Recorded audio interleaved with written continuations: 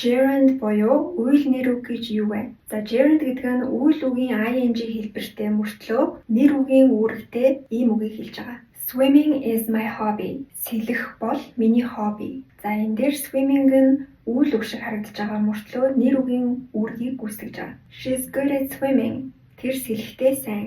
Энд мөн swimming гэдэг маань нэр үгийн үүргийг гүйцэтгэж байгаа. За gerund маань тодорхой хэдэн үг хэллэгүүдийн дараа ашиглагддаг. Жишээ нь I look forward to meeting you. Би тантай уулзахыг тэгсэн ядан хүлээж байна. Look forward to гэдэг хэллэгийн дараа gerund ортгоо гэсэн үг. I finished dancing. Би бүжиглэж дуслаа. Finish гэдэг үгийн дараа gerund ордог. За иймэрхүү үг хэллэгүүдийг цээжилж болно, эсвэл автоматар хэлээ ашиглах явцад цээжлэгдсэн байдаг. За одоо gerund болон infinitive хоёрын ялгааг үзье.